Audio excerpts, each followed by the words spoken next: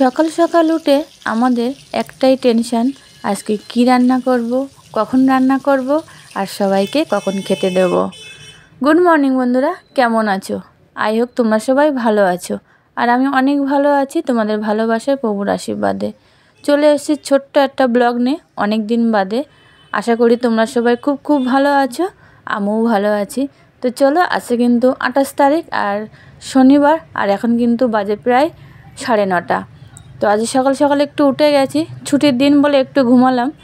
উঠে দেখো নিজে ফ্রেশ হয়ে তারপরে চলে এসেছি রান্নাঘরে। ভাতটা আগে বসিয়ে দিয়েছি, তারপরে তোমার দাদাভাই কী নিয়ে এসছে সেটাই তোমাদেরকে দেখাচ্ছি। দেখো আজকে মাছ নিয়ে এসছে 3 রকম। কাতলা মাছ নিয়ে এসছে, আর তেলাপিয়া মাছ নিয়ে এসছে, আর চিংড়ি মাছ নিয়ে এসছে। 3 রকম মাছ নিয়ে এসছে। এবার কোনটা কীভাবে রান্না করব সেটাই তো আমাদের মাথায় ঘোরে। আর চলো দেখি কোনটা কিভাবে রান্না করা যায় সেটাই তোমাদেরকে দেখাচ্ছি। এদিকে আছে দেখো ডয়রা কলা, আর এদিকে আছে কচু। ডয়রা কলাটা তোমার দাদাভাই অনেক দিন আগেই নিয়ে এসেছিলো, আর কচুটা বাবা এসেছিলো, বাবা নিয়ে এসেছিলো। আর এদিকে দেখো অনেকটা মানে পুঁই শাকের ডাঁটা, পুঁই শাকের মিটুলি, সেটা আমার বাবা নিয়ে এসেছিলো। সেইগুলো দিয়ে কি কি রান্না হবে সেটাই আমি ভেবে পাচ্ছি না। আর এখানে কিন্তু অনেক পটল আছে, দেখেছো?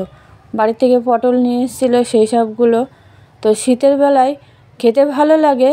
আর এদিকে দেখো পটলগুলো ফ্রিজে ছিল, তো মনে হচ্ছে যেন কাশ্মীরে থেকে নিয়ে এসেছি, বরফ জমে গেছে। তো এই দেখি কিভাবে কি রান্না হয় সেটাই দেখব।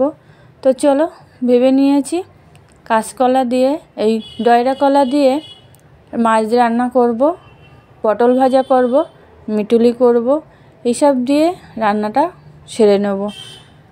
তো দেখতে থাকো, আশা করি তোমাদের সবার খুব ভালো লাগবে।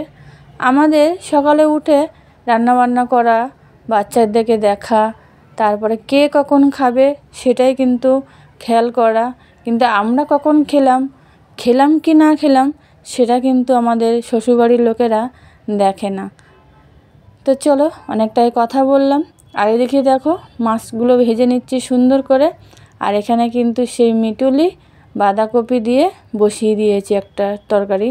আর এখানে আবার মাছের তেল দেখলাম, মাছের তেলটা করব, কলার তরকারি করব, আর পটল ভাজবো। তো চলো কি কি রান্না হয়েছে, চলে এসেছি সব কাজকর্ম সেরে স্নান ট্যান করে। আর এদিকে কিন্তু আজকে আমার ছোটো মেয়ে আমাদের দুপুরের লাঞ্চটা শেয়ার করছি।